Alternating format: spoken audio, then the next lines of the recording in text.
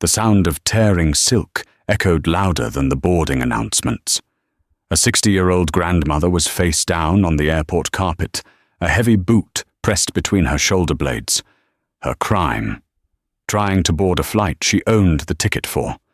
The gate agent smirked, checking her nails, convinced she had just taken out the trash. She didn't know that the woman gasping for air wasn't just a passenger. She was the only person on Earth with the code to save the airline from total collapse. And in exactly 14 minutes, the CEO is going to walk through those doors and turn that agent's world into a living nightmare. This is the story of Dr. Vivian Clark, and why you never judge a book by its cover.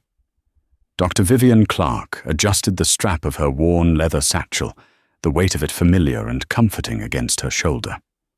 She was exhausted. It had been a 48-hour sprint in Tokyo, consulting on a structural integrity crisis for a Japanese aerospace firm. And now, all she wanted was the quiet hum of a pressurized cabin and a glass of sparkling water. She stood in the middle of Terminal 4 at JFK, a chaotic symphony of rolling suitcases, crying toddlers, and the incessant drone of announcements. Vivian wasn't dressed like the powerhouse she was. She wore a comfortable, oversized grey hoodie from her alma mater, MIT, loose yoga pants, and sneakers that had seen better days. Her hair was pulled back in a frizzy, no-nonsense bun. To the casual observer, she looked like a grandmother returning from a budget holiday, or perhaps a weary traveller who had slept on the terminal floor. She did not look like the world's leading forensic aviation auditor. She did not look like the woman whose signature was required to certify the airworthiness of the new Boeing Horizon joint venture jets. Clutching her boarding pass, a first-class ticket on Horizon Air Flight 992 to London, she approached the gate. The sign above the lane glowed in gold letters. Priority, boarding, first class, global services. The line was empty. Vivian stepped forward, letting out a soft sigh of relief. "Excuse me." A sharp, nasal voice cut through the air like a whip. Vivian paused, looking up. Behind the podium stood a gate agent whose name tag read Mackenzie. She was young, perhaps mid-20s, with heavily applied makeup and a uniform that was tailored a little too tightly. Her blonde ponytail bobbed as she leaned over the counter, her expression one of undisguised annoyance. "Ma'am, the boarding call is for first class and diamond status members only," Mackenzie said, not bothering to make eye contact, her gaze fixed on a computer screen. "Economy boarding is in Zone 5. You need to wait until your zone is called. Sit down." Vivian blinked, confused. She hadn't even presented her ticket yet. "I know," Vivian said, her voice calm but raspy from lack of sleep. "I'm in first class." Mackenzie finally looked up. Her eyes raked over Vivian's hoodie, the scuffed sneakers, and her dark skin. A sneer curled the corner of her lip. It was a micro-expression, gone in an instant, but Vivian had made a career out of noticing details others missed. "Ma'am," Mackenzie said, her voice dropping to a patronizing, slow tempo, as if speaking to a child. "This lane is for priority passengers, people who pay a premium. Zone 5 is currently lining up near the restrooms. Please move aside so you don't block the actual first-class passengers." Behind Vivian, a man in a crisp navy suit cleared his throat. He was holding a briefcase and checking his Rolex. "I have my ticket right here," Vivian said, extending her phone. The screen clearly displayed the QR code and the bold letters 1A. Mackenzie didn't even look at the screen. She waved a hand dismissively. "I don't have time to scan fake screenshots or explain the boarding process to you. If you don't step out of the line, I'm going to have to call security. You are disrupting the flow." "It's not a screenshot," Vivian said, her patience thinning. The exhaustion was making her edges fray. "If you would just scan it." "Move!" Mackenzie barked, slamming her hand on the counter. The sudden noise made several people in the terminal turn around. "Sir, please step forward," she said to the man in the suit behind Vivian, her face instantly transforming into a bright, customer service smile. The man in the suit stepped around Vivian, brushing past her shoulder roughly. "Some people just don't know their place," he muttered loud enough for her to hear. Vivian stood her ground. She had dealt with hostile CEOs, corrupt government officials, and terrifying mechanical failures. She wasn't going to be moved by a gate agent with a prejudice problem. "I am not moving," Vivian said, her voice hardening. The steel that made her a legend in the boardroom began to surface. "My name is Dr. Vivian Clark. I am a paid passenger in seat 1A. You are denying me boarding based on my appearance, and that is a violation of federal aviation regulations, not to mention Horizon Air's corporate policy." Mackenzie's face turned a blotchy red. She picked up the phone receiver on her desk. "Control, this is Gate 42. I have a disruptive passenger refusing to vacate the priority lane. She's belligerent. I need security immediately." She hung up and smiled at Vivian. It was a cruel, victorious smile. "You wanted priority treatment? You're about to get it." The atmosphere at Gate 42 shifted from annoyance to tension. Passengers in the waiting area pulled out their phones, the universal signal that something bad was about to happen. Vivian remained rooted to the spot. "You are making a mistake," she told Mackenzie. "A very expensive mistake." "Save it for the police," Mackenzie scoffed. She continued scanning the tickets of other first-class passengers, pointedly ignoring the black woman standing 2 feet away from her. Minutes later, the crowd parted. 2 officers approached. One was older, looking bored. The other, whose badge read Officer Brock, was a hulking wall of muscle with a shaved head and eyes that looked like they were hunting for a fight. "What's the problem here?" Brock demanded, his hand resting casually on his belt near his taser. "She's trespassing in the priority lane," Mackenzie said, pointing a manicured finger at Vivian. "I asked her to wait for her zone, and she became aggressive. She threatened me." "That is a lie," Vivian stated clearly. "I presented my ticket. She refused to scan it." Officer Brock turned to Vivian. He didn't ask for her side of the story. He didn't ask to see her ticket. He saw a tired-looking black woman in a hoodie arguing with a uniformed airline representative. In his mind, the math was simple. "Ma'am, grab your bag and come with us," Brock ordered. "I have a valid ticket," Vivian insisted, holding her phone up again. "If you just look—" Brock slapped the phone out of her hand. The device clattered across the linoleum floor, skidding under a row of seats. The sound was shocking. The terminal went silent. "I said, let's go," Brock growled. He stepped into her personal space, using his size to intimidate. "You just destroyed my property," Vivian said, her voice shaking with a mix of rage and adrenaline. "I want your badge number. I want a supervisor." "You're resisting," Brock shouted. It was the magic word he needed to justify what came next. He lunged forward, grabbing Vivian by the wrist. She instinctively pulled back, a natural human reaction to being grabbed. "Stop fighting," Brock yelled. He twisted her arm behind her back with agonizing force. Vivian cried out in pain, her shoulder joint screaming. He kicked her legs out from under her. Vivian hit the ground hard. The breath left her lungs. Her cheek pressed against the dirty, industrial carpet. She felt the heavy weight of Officer Brock's knee press into her back, pinning her down. "Stop! She didn't do anything!" A young woman in the crowd screamed. "I recorded it. She just stood there." "Back up!" the second officer yelled at the crowd, his hand hovering over his pepper spray. "Everyone back up!" Mackenzie, the gate agent, leaned over the counter to get a better look, a satisfied smirk playing on her lips. "That's what happens when you don't listen," she muttered. Vivian felt cold metal bite into her wrists. Zip ties. Not even handcuffs.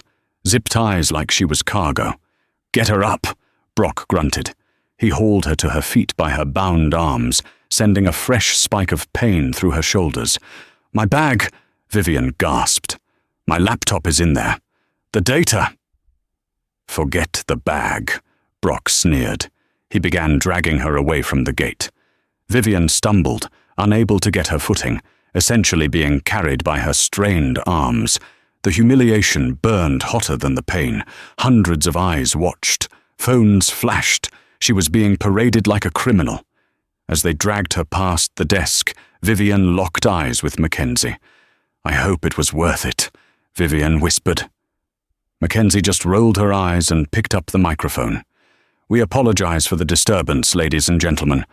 We will resume boarding shortly." Vivian was thrown into a small, windowless holding room inside the airport security station.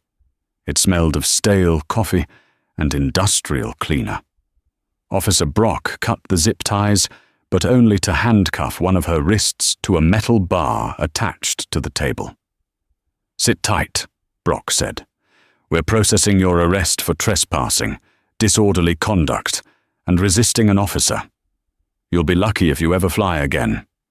He slammed the heavy door, leaving her alone in the buzzing silence of the fluorescent lights.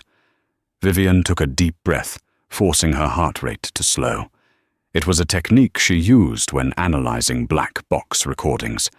Panic solved nothing. Data solved everything. She checked her pockets. They had taken her phone, but they hadn't patted her down thoroughly. In the inner pocket of her hoodie, she felt the small, cold rectangle of her secondary device, a satellite pager she used for high-level clearance communication. It was archaic technology to most, but in her line of work, it was the only thing that worked when networks went down. She didn't use it to call for help. She used it to check the time. 10:15 a.m. Flight 992 was scheduled to push back at 10:30 a.m. Vivian closed her eyes and leaned her head against the cold wall. They have no idea, she thought. They truly have no idea. Meanwhile, back at Gate 42, the mood was lightening. Mackenzie was chatting with the flight crew who had just walked up the jet bridge to do their final checks. "Crazy morning?" the lead flight attendant, a man named David, asked. "Just some trash trying to sneak into first," Mackenzie laughed. "Security took care of it. We're ready to close the doors in 10. David nodded and headed down the jet bridge to the massive Boeing 787 Dreamliner waiting outside. He stepped into the cockpit, where Captain Miller and First Officer Lewis were running the pre-flight sequence. "Boarding is 95% complete," David announced. "We're looking good for an on-time departure." Captain Miller nodded, flipping a switch on the overhead panel. "Good. Let's get this bird in the air. I've got a dinner reservation in London I don't want to miss." He reached for the flight management system, FMS, to input the final load data. He typed in the code. The screen flashed red. "Access denied." Miller frowned. "Fat-fingered it," he muttered. He typed it again. "Access denied. System lockdown initiated." "What the hell?" Miller tapped the screen. "Lewis, try your override." First Officer Lewis inputted his credentials. "Unauthorized user. Biometric verification. Required. Level 5. Auditor or higher." The screens in the cockpit went dark for a second, then rebooted with a single pulsing message in the center. "Mandatory compliance check pending. Aircraft grounded." "What is going on?" Miller slammed his hand on the console. "Call maintenance. Call operations. We're locked out of our own plane." Back at the gate, Mackenzie's computer screen froze. She clicked the mouse furiously. The boarding pass scanner let out a low, dying beep and powered down. "System error," she muttered. She picked up the landline to call IT. No dial tone. Across the airport, in the Horizon Air Operations Center, A massive screen on the wall turned red. Flight 992 wasn't just delayed, the system showed it as critical failure. And then a phone rang in the office of the CEO of Horizon Air. Harrison Thorne was a man who didn't like surprises. He was standing in the private lounge of the airport, having just arrived from Chicago to oversee the launch of this new route. He picked up his secure line. "Thorne," he answered. "Sir." The voice of the chief of operations trembled. "We have a situation. The new encryption protocol on Flight 992 just triggered a hard lockdown. The plane is a brick. Nothing works. Engines, hydraulics, navigation. It's all dead." "How is that possible?" Thorne demanded, grabbing his suit jacket. "That software was certified yesterday." "It was certified conditionally, sir," the operations chief said. "The final biometric key was supposed to be inserted physically on the plane today by the external auditor. The system is waiting for her key. Without it, the plane thinks it's being stolen." "The auditor?" Thorne frowned. "Dr. Clark? She should be on the plane. I personally arranged her seat." 1A. "We checked the manifest, sir. She's not on board. But her ticket was scanned as no-show." "Dr. Clark doesn't no-show," Thorne said, a cold knot forming in his stomach. "She is the most punctual woman I know. Find her. Ping her phone." "We tried, sir. Her phone is off the network. Last known location was right here. Terminal 4. Thorne hung up. He looked out the window of the lounge at the massive jet sitting motionless at Gate 42. He had a very bad feeling. He dialed his head of security. "Meet me at Gate 42. Now. And bring the police chief." Gate 42 was rapidly deteriorating into anarchy. The first-class passengers were demanding answers. The economy passengers were demanding water. And Mackenzie was in the middle of it all, sweating through her foundation, holding a phone to her ear that was emitting nothing but static. "I don't know what to tell you," she snapped at a businessman who asked about the delay. "The system is down. It's probably a solar flare or something." Suddenly, the noise in the terminal changed. It didn't get quieter. The pitch shifted. A wave of murmurs rippled from the main concourse toward the gate. People were parting, creating a wide corridor. Walking down that corridor was Harrison Thorne. He was a man who took up space, 6'2", wearing a bespoke Italian suit that cost more than Mackenzie's car, flanked by 4 serious-looking individuals in suits and 2 uniformed police commanders. Thorne walked with a velocity that suggested he was about to walk through a wall if it didn't move for him. Mackenzie's eyes widened. She recognized him from the orientation videos. That was the COO, the Harrison Thorne. She frantically smoothed her hair and straightened her scarf. This was her chance. If she could show him how well she was managing a crisis, it could mean a promotion. She stepped out from behind the podium, putting on her most dazzling, resilient smile. "Mr. Thorne," she exclaimed, projecting her voice to be heard over the crowd. "What an honor. As you can see, we are experiencing some technical difficulties, but I have the situation under—" Thorne didn't even slow down. He walked right up to her, invading her personal space with a terrifying intensity. "Where is she?" Mackenzie blinked, her smile faltering. "Excuse me?" "Dr. Clark," Thorne barked. "Seat 1A. Where is she?" Mackenzie was confused. I don't think we have a Dr. Clark on the manifest, sir. I checked everyone in first class myself. We had a full board, -1 no-show." "She isn't a no-show," Thorne said, his voice low and dangerous. "I just spoke to her admin. She arrived at the airport 2 hours ago. She texted me that she was in line at the priority lane at 9:50 a.m. That was 30 minutes ago." Mackenzie's stomach dropped. A cold, prickly sensation spread across her scalp. "Priority lane?" she squeaked. "Yes, priority lane," Thorne repeated, his eyes scanning the gate area frantically. Black woman, mid-60s, likely wearing a grey MIT hoodie because she hates dressing up for travel, carrying a leather satchel. The colour didn't just drain from Mackenzie's face. It vanished, leaving her looking grey and sickly, her knees actually knocked together. The woman in the hoodie," Mackenzie whispered. Thorne froze. He looked at the gate agent, and he saw the guilt written in the sweat on her forehead. "Mackenzie," Thorne read her name tag, pronouncing it like a curse word. "What did you do?"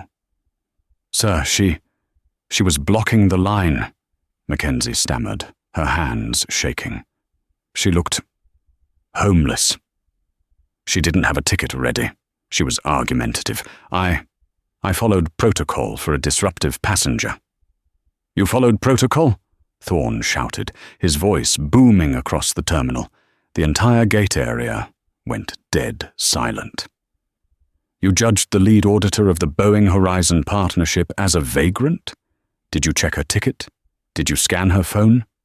She refused to move," Mackenzie wept, realizing her narrative was crumbling. "I called security. Officer Brock took her." Thorne grabbed the radio from the police commander standing next to him. "This is Thorne. Locate Officer Brock immediately. Where is he?" The radio crackled. "Dispatch to commander. Brock is in holding cell B, booking a suspect for trespassing and resisting." "Stop!"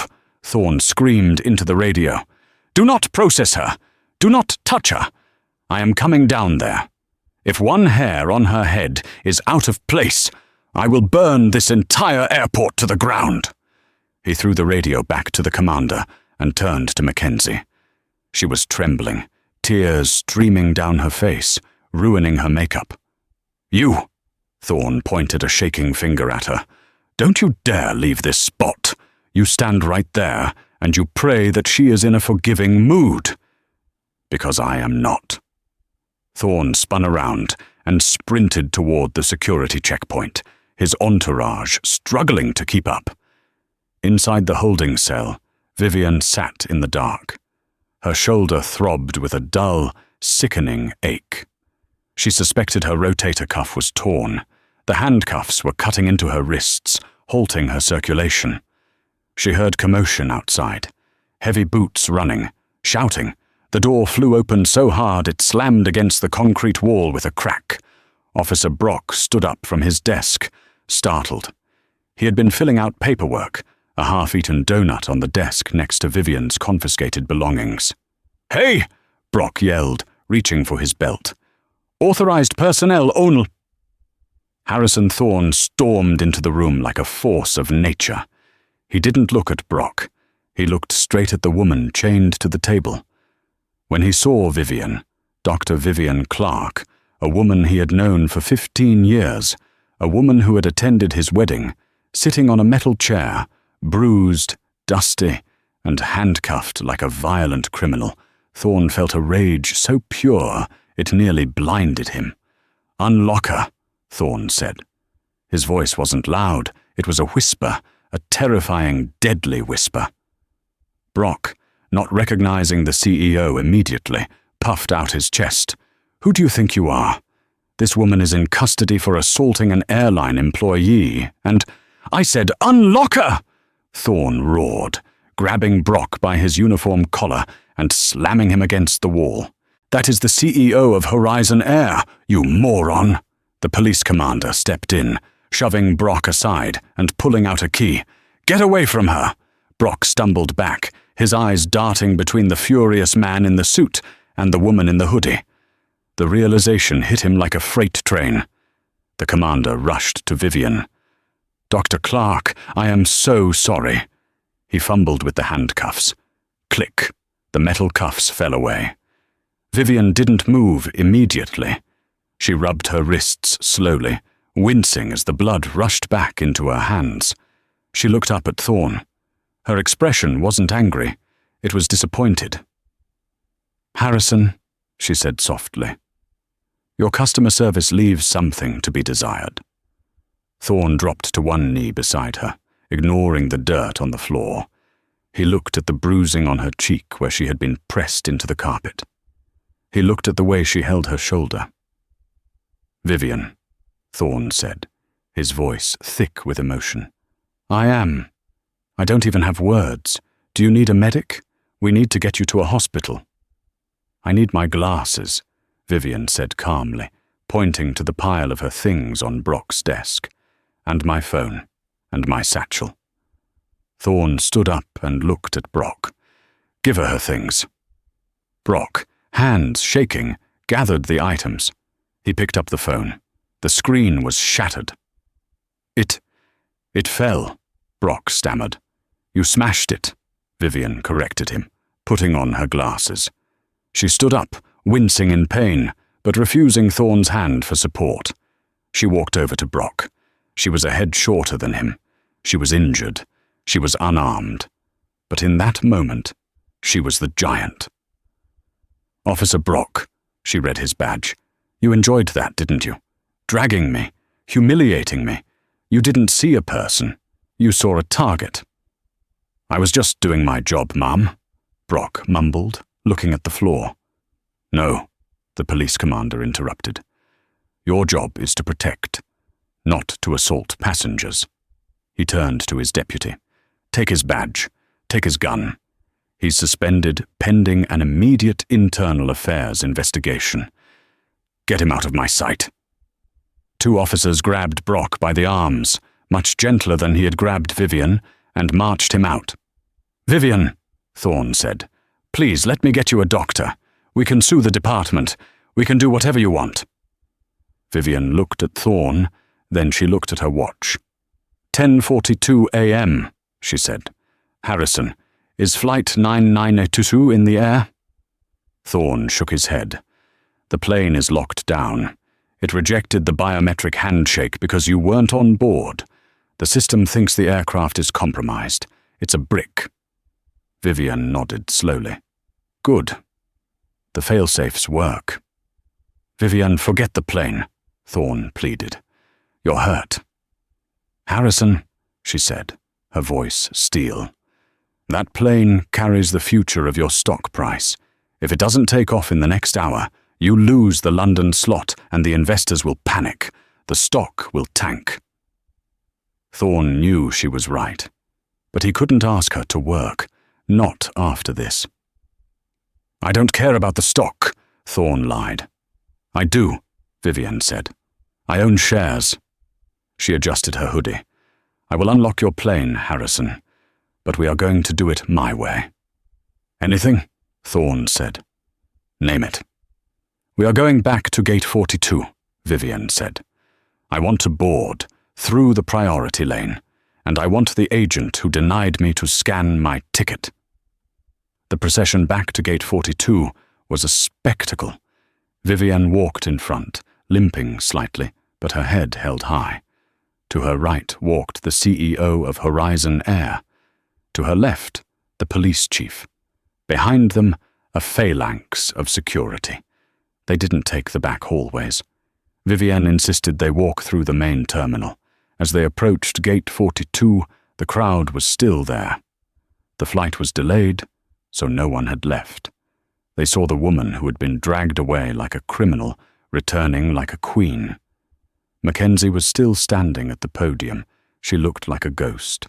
When she saw Vivian approaching, flanked by the most powerful people in the airport, she started to hyperventilate. Vivian stopped exactly where she had stood before. The line was empty. "Harrison," Vivian said loud enough for the crowd to hear. "I believe I am in the correct zone for boarding." "You are the only priority we have, Dr. Clark," Thorne said loudly. Vivian stepped up to the counter. She placed her shattered phone on the desk. The QR code was barely visible through the cracks, but it was there. She looked Mackenzie in the eye. The young woman was trembling so hard her teeth chattered. "Scan it," Vivian said. I'm so sorry," Mackenzie sobbed. "I didn't know. Please, I have a little girl. I can't lose this job." "You didn't care about who I was when I was just a black woman in a hoodie," Vivian said, her voice devoid of sympathy. You only care now because of the man standing next to me. That is not a mistake, Mackenzie. That is a character flaw.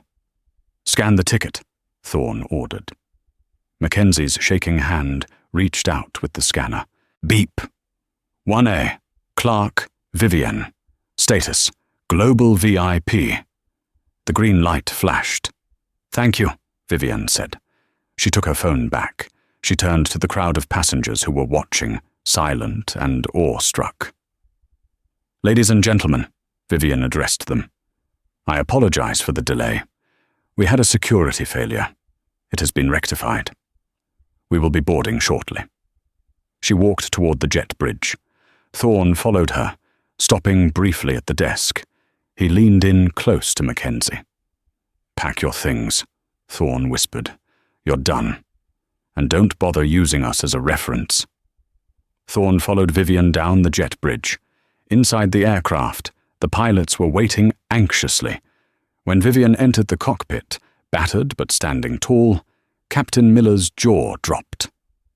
Dr. Clark, Miller gasped. What happened to you? Long morning, Vivian said. She reached into a satchel and pulled out a small metallic drive. She plugged it into the central console. She placed her thumb on the scanner. Identity verified. Dr. Vivian Clark, system unlocked. The screens in the cockpit flickered to life. The engines began to hum as the APU engaged. The red lights turned green. You're good to go, Captain, Vivian said. Dr. Clark, Thorne said, standing in the cockpit doorway. You are not staying on this flight. You need medical attention. I have my private jet spinning up on the tarmac. We will take you to the Mayo Clinic immediately. I'm fine, Harrison, Vivian said, though she winced as she leaned against the wall. I insist, Thorne said. And besides, we have a lot to discuss regarding the lawsuit you are going to file against the airport security firm. Vivian finally smiled. It was a tired smile. I suppose a private jet has better legroom. The silence aboard the Gulfstream G650 was heavy, broken only by the clink of crystal against crystal, as Harrison Thorne poured himself a second drink. He didn't want it, but his hands were shaking with a rage he hadn't felt in decades. Dr. Vivian Clark sat across from him, on the plush cream leather divan. A private flight medic who traveled with Harrison for emergencies was carefully applying a compression brace to her shoulder. Vivian winced as the Velcro tightened, a sharp hiss of breath escaping her lips. That sound, a woman of such immense strength showing pain, snapped something inside Harrison. He slammed his glass down on the mahogany table, the liquid splashing over the rim. I will bury them, Harrison said. His voice wasn't loud. It was a low, vibrating growl that seemed to come from the floorboards of the jet. I don't just want them fired, Vivian. I want them erased. Vivian looked up, her eyes tired behind her wire-rimmed glasses. Harrison, anger is a waste of energy. Strategy is what matters. We have the leverage. We use it to ensure this never happens again. Oh, we will have strategy, Harrison replied, pulling out his satellite phone. But first, we're going to have a massacre. 2 hours later, while Vivian was being ushered into a VIP suite at the Mayo Clinic, Harrison Thorne walked into the Horizon Air Headquarters in Chicago. It was a Saturday. The office should have been empty. Instead, 30 of the company's top executives, lawyers, and HR directors were sitting around the long boardroom table, looking terrified. Harrison didn't sit. He stood at the head of the table and threw a USB drive onto the polished wood. "Play it," he ordered. The chief of security fumbled with the remote. The massive wall screen flickered to life. It was the raw footage from the JFK security cameras. The room watched in dead silence. They watched Dr. Clark stand politely at the counter. They watched Mackenzie sneer. They saw the moment Officer Brock struck the phone from her hand. They saw the tackle. They saw the knee in the back. When the video ended, the silence in the room was suffocating. "Dr. Vivian Clark," Harrison began, his voice dangerously calm, "is the reason our stock price rose 14% last quarter. She is the reason our insurance premiums are down. She is a personal friend. And today, on my watch, she was treated like a stray dog by our employees." He looked at the HR director. "Who is the gate agent?" "Mackenzie Davis," the director whispered, looking at a file. 3 years with the company. 2 prior complaints for rudeness, but nothing actionable. "It's actionable now," Harrison said. "Fire her, for cause, gross misconduct, violation of federal discrimination laws, and I want you to challenge her unemployment claim. She gets 0. If she tries to use us as a reference, you tell them the truth. She is a liability." "And the security firm?" the general counsel asked. "Stargard has a 5-year contract worth $40 million. "Cancel it," Harrison said. "Sir, the penalty clause." "I don't care if the penalty is the GDP of a small country," Harrison roared, slamming his fist on the table. "They assaulted a passenger. They assaulted my auditor. Breach of contract, negligence, emotional distress. Sue them for everything they have. I want Stargard bankrupt by the end of the fiscal year. Do you understand me?" "Yes, sir," the table chorused in unison. Back at JFK, Mackenzie Davis was currently hiding in the staff break room. She knew something was wrong. The terminal felt different. The managers were running around with headsets, looking pale. She told herself she was fine. She was just doing her job. The woman was disruptive. It was security who tackled her, not me. "I'm safe." The door to the break room opened. It wasn't her shift supervisor. It was the regional director of operations, a man she had only seen in newsletters, flanked by 2 airport police officers, not Brock's friends. "Mackenzie Davis?" the director asked. "Yes?" She stood up, her heart hammering against her ribs. "Hand over your badge, and your vest, and your scarf." What?" Mackenzie stammered. "Why? Is this about the woman this morning? Because she was Dr. Vivian Clark." The director cut her off, his voice dripping with disgust. "And you are terminated, effective immediately, for gross misconduct and discriminatory practices." "You can't do this," Mackenzie shrieked, her face turning blotchy red. "I have a union. I have rights. I was protecting the priority lane." "You were protecting your own ego," the director said. He held out his hand. "Badge, now, or the officers will escort you out in handcuffs for trespassing, just like you did to her." Trembling, Mackenzie stripped off her Horizon Air scarf and unclamped her badge. She threw them on the table. "This is unfair! I'll sue!" she screamed as the officers guided her out of the room. "You can try," the director muttered as the door closed, "but you're going to be too busy dodging the internet." Mackenzie didn't know what he meant until she got to her car. She picked up her phone. She had 4,000 notifications on Instagram. A passenger had filmed the entire interaction. The video was titled, "Racist Gate Agent Humiliates Aviation Expert." It had 4.5 million views in 3 hours. Mackenzie opened the comments. Her name is Mackenzie Davis. She works at JFK Terminal 4. Look at that smirk. She enjoyed it. I hope she never works again. Panic, cold and sharp, pierced her chest. She deleted her Instagram. She deleted her Facebook. But it was too late. Her face was a meme. She drove home crying, not because she was sorry, but because she knew her life as she knew it was over. For Officer Thomas Brock, the fall was harder and faster. He was sitting in the interrogation room at the Port Authority police station. He wasn't worried.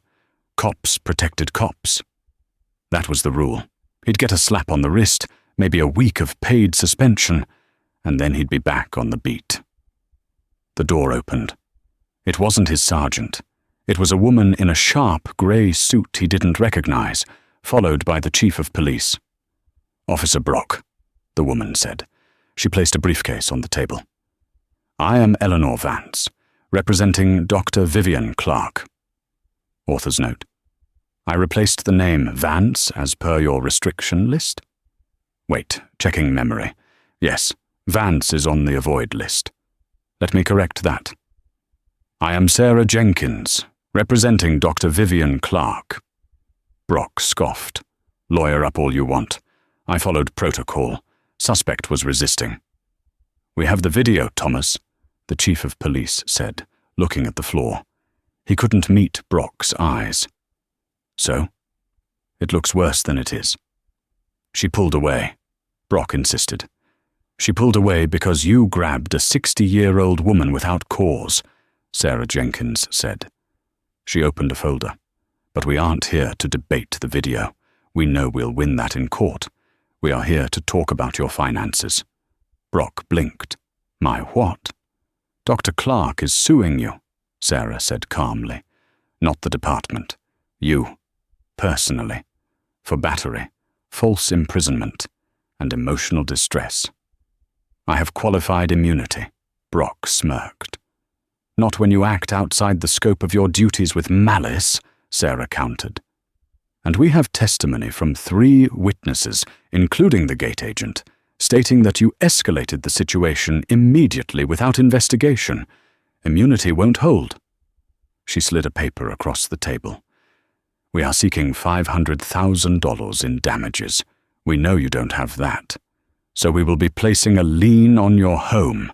We will be garnishing your future wages. We will take your boat. We will take your truck." Brock stood up, his face purple. "You can't do that. I have a pension." "Not anymore," the chief intervened. "Thomas, you're being discharged. Dishonorable. You violated the excessive force policy 3 times in the last year. But we looked the other way. We can't look away from this. The mayor has seen the video. The governor has seen the video. You're done." Brock slumped back into his chair. The air left the room. The wheels of justice turn slowly, but they grind exceedingly fine. The civil trial was short. Vivian didn't even have to testify. The video did all the talking. The jury took less than an hour to return a verdict. Officer Brock sat at the defendant's table, looking smaller than he ever had in uniform. He wore a cheap suit that was tight around the shoulders. His wife had left him 2 months into the ordeal, unable to handle the public shame and the looming bankruptcy. "Has the jury reached a verdict?" the judge asked. "We have, Your Honor," the foreperson said. "We find the defendant, Thomas Brock, liable on all counts." The gavel banged. It sounded like a gunshot to Brock. The judgment was severe. While he didn't go to prison, plea deals often avoid jail time for first-time offenders in these cases. The civil penalties destroyed him. He was ordered to pay $150,000 immediately. To pay it, Brock sold his beloved fishing boat. He sold his Ford F-150. He moved into a 1-bedroom apartment in a bad part of Queens. But the hardest part wasn't the money. It was the job. Brock applied to private security firms. They all Googled him. They all saw the video. They all said no. The only job he could find was as a night watchman at a construction scrap yard in New Jersey. One rainy Tuesday night, 6 months after the trial, Brock was sitting in his guard shack, eating a cold sandwich. A heavy luxury car pulled up to the gate. The driver rolled down the window to ask for directions. It was a black woman, around 60, driving a Mercedes. Brock froze. He didn't recognize her as Vivian. It wasn't her. But the fear that spiked in his chest was visceral. He suddenly realized that he had no power. He was just a man in a booth. He stuttered out the directions, polite, terrified, and small. Mackenzie fared no better. The internet is forever. Every time she applied for a job, receptionist, sales clerk, even a barista, the employer would run a background check. The first thing that popped up was the viral video, now with 15 million views. She was the airport girl. She eventually had to move back in with her parents in Ohio, leaving her life in New York behind. She changed her hair color. She started going by her middle name. She got a job answering phones at a call center where no one could see her face. But every time a caller got angry, every time someone raised their voice, she would flinch, terrifying flashbacks of the day she ruined her own life playing in her mind. She had wanted to feel powerful that day. She had wanted to put someone in their place.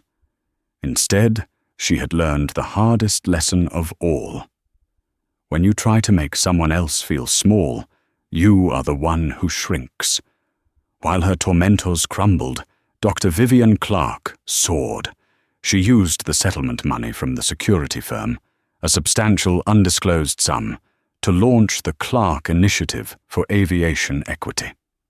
It was a scholarship program designed to help minority women enter the fields of aerospace engineering and aviation management. 1 year after the incident, Vivian stood on a stage at the Horizon Air Annual Gala. Harrison Thorne introduced her not just as an auditor, but as a partner. The applause was thunderous. Vivian adjusted the microphone. She looked out at the sea of faces, pilots, executives, shareholders. "A year ago," she began, her voice steady and commanding, "I was on the floor of Terminal 4. I was powerless. Or so they thought." She paused, letting the silence hang in the air. True power isn't a badge, it isn't a podium, and it certainly isn't the ability to bully someone you think is weak. True power is excellence. True power is knowing who you are when the world tries to tell you otherwise. She smiled, a genuine, warm smile. To the young women entering this industry through my foundation, I say this: wear your hoodies, wear your sneakers, be comfortable, but be so undeniably brilliant that they have no choice but to let you board. The crowd erupted. Harrison Thorne stood up first, clapping the loudest. Vivian walked off the stage, her head high. She had work to do. There was a plane waiting for her. And this time she knew for a fact no one was going to stop her. 365 days. That was exactly how long it had been since Dr. Vivian Clark was dragged across the dirty carpet of Terminal 4 like a sack of unwanted cargo. The anniversary of a trauma is usually a day to stay home, to hide, to let the memory fade. But Vivian Clark didn't hide. She was a forensic auditor. She went where the trouble was. At 9 a.m., on a crisp Tuesday morning, a black Lincoln Continental pulled up to the curb of JFK's Terminal 4. The driver, a large man with a gentle demeanor named Marcus, hurried around to open the rear door. "We're here, Dr. Clark," Marcus said, offering a hand. Vivian stepped out into the biting New York wind. She took a deep breath, filling her lungs with the familiar scent of jet fuel and exhaust. She looked different than she had a year ago, but not in the way people expected. She hadn't bought a new wardrobe to prove her worth. She was wearing a high-end navy blazer, yes, but underneath it was a soft grey cashmere hoodie. On her feet were her favorite sneakers, cleaner than the last pair, but still practical, rubber-soled, and built for comfort. She refused to wear heels to an airport. She refused to perform wealth to get respect. That was the war she had fought, and she wasn't going to surrender now. "Do you want me to escort you to the gate, Mum?" Marcus asked, looking concerned. He knew the story. Everyone knew the story. "No, thank you, Marcus." Vivian smiled, adjusting her glasses. "I need to walk this path alone." As the automatic door slid open, Vivian braced herself for the noise, the chaos, the hostility. But the atmosphere inside Terminal 4 had shifted. It was subtle, But to an observer like Vivian, it was seismic. The first thing she noticed were the signs. Every 20 feet, sleek digital displays rotated through passenger information. Interspersed with flight times were bold, blue screens that read, "Horizon Air. Dignity is our priority. Zero tolerance for bias." She walked toward the security checkpoint. A year ago, this was where the nightmare began. She watched a TSA agent speaking to an elderly man who didn't speak English well. A year ago, that agent might have shouted. Today, the agent was using a translation app on a tablet, patiently smiling, guiding the man to the correct lane. Vivian felt a tightness in her chest loosen. It worked, she thought. Harrison actually did it. She moved through the terminal, a ghost in her own history. She passed the spot near the restroom where the crowd had filmed her arrest. She paused for a moment, remembering the cold metal of the handcuffs and the crushing weight of Officer Brock's knee. She flexed her shoulder. It still clicked when it rained, a permanent reminder. But the pain was gone. In its place was a steely resolve. She approached Gate 42. The structure was the same. The chrome counters, the blue carpet, the large windows overlooking the tarmac. But the energy was unrecognizable. The line for the priority lane was empty. Standing behind the podium was not Mackenzie. It was a young man, perhaps late 20s, with a neatly trimmed beard and a name tag that read Leo. He was typing furiously on his keyboard, handling a rerouting issue for a stressed passenger on the phone. Vivian stood back, observing him. She watched how he handled the stress. He was calm. He was polite. He listened more than he spoke. She stepped into the priority lane. Leo looked up immediately. He didn't scan her clothes. He didn't look at her sneakers and frown. He looked her in the eye and smiled. "Good morning," Leo said, his voice warm and professional. "Welcome to Gate 42. Flying to London Heathrow today?" "I am," Vivian said. She didn't hand over her phone yet.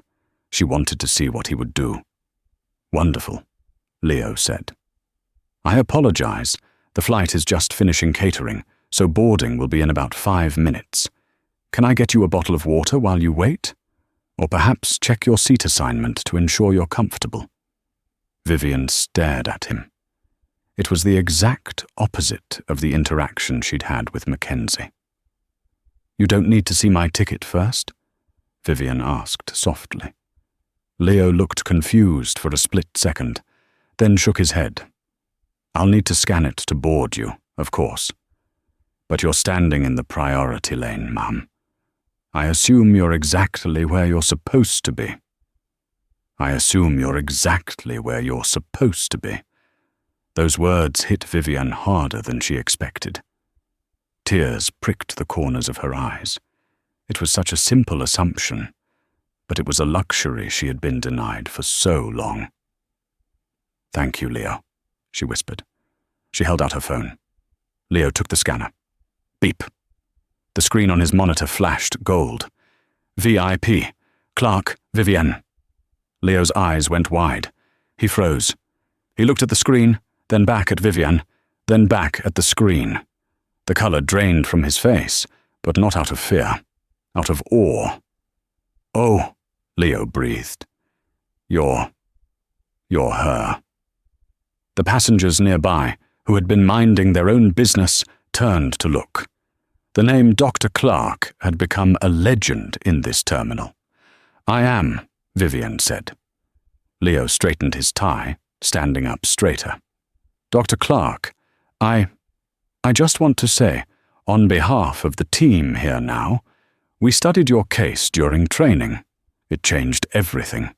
The way we do things. It's because of you." "You're doing a good job, Leo," Vivian said. "Keep doing it." "Yes, Ma'am." Leo nodded vigorously. He looked at his screen. "I have a message here from corporate. It says Protocol 1A. He typed in a code. The printer whirred to life, spitting out a heavy cardstock boarding pass. It wasn't the standard flimsy paper. It was gold-rimmed. "We have moved you," Leo smiled, handing her the card. "You aren't in seat 1A today." Vivian raised an eyebrow. "Oh?" "No, Mum. Mr. Thorne has opened the owner's suite for you. It's the private cabin, usually reserved for the CEO and his family. You're the only passenger on the upper deck." "Boarding is now commencing for Dr. Vivian Clark," Leo announced over the PA system. "Please welcome her aboard." The passengers in the waiting area began to clap. It started with one person, then spread. It wasn't a roaring ovation, but a respectful, rippling applause. They knew who she was. They knew she had taken a broken arm so they could have a fairer flight. Vivian nodded to them, her throat tight, and walked down the jet bridge. At the aircraft door, the lead flight attendant, a woman named Sarah who had been flying for 20 years, was waiting. "Dr. Clark," Sarah said, her eyes shining. "It is the honor of my career to have you on this flight. Right this way." She led Vivian not to the left, into the standard first-class cabin, but up a small, spiraling staircase to the upper deck of the 7078. The owner's suite was unlike anything Vivian had flown in commercial aviation. It was a flying apartment. There was a full-sized bed with Egyptian cotton sheets, a private bathroom with a shower, and a living area with a leather recliner and a desk. "Captain Miller is flying us today," Sarah said, arranging a vase of fresh orchids on the desk. "He asked if you wanted to come to the cockpit to verify the systems." Vivian laughed. "Tell Captain Miller that if he hasn't updated his biometric software by now, I'm parachuting out over the Atlantic." Sarah chuckled. "I'll let him know. Can I get you anything before takeoff? Champagne? Caviar?" "Just sparkling water, please," Vivian said. "And maybe a blanket." "Of course." Sarah returned a moment later with a chilled crystal glass and a handwritten envelope. "This was waiting for you," Sarah said, placing it on the table before quietly retreating downstairs. Vivian sat in the leather chair. The silence was absolute. No crying babies, no rustling bags, no judgmental glares. Just peace. She opened the envelope. It was Harrison Thorne's heavy cream-colored stationery. "Vivian, we can't change the past. God knows I wish I could scrub that day from history. But we can build a better airline. The new training program, the Clark Protocol, has reduced passenger complaints by 60% in 6 months. You didn't just fix my security, you fixed my company. Enjoy the suite. It's yours whenever you fly. Consider it a small down payment on the debt we owe you. P.S. I fired the coffee vendor in the terminal too. Just in case he gave you a bad look once, I wasn't taking any chances. Your friend, Harrison."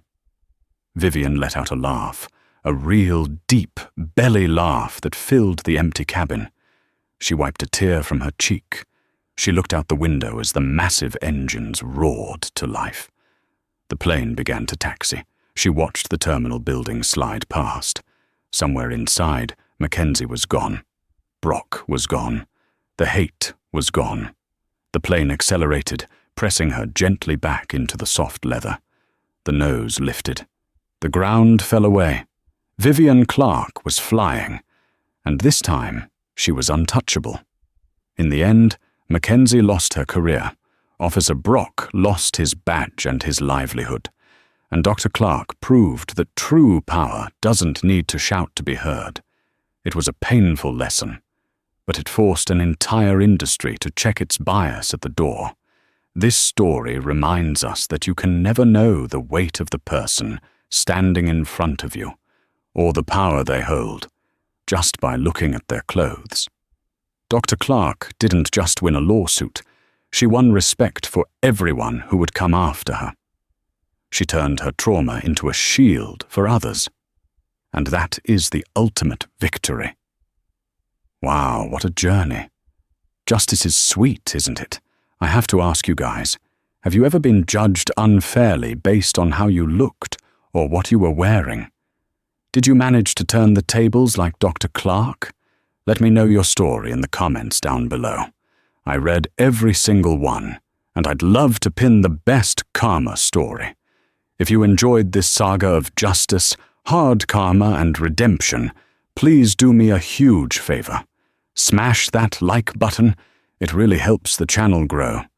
And hit subscribe with the notification bell turned on so you never miss a new story. We post brand new drama every single week. Thanks for watching. Stay safe, and remember, always be kind, because you never know who you're talking to. See you in the next one.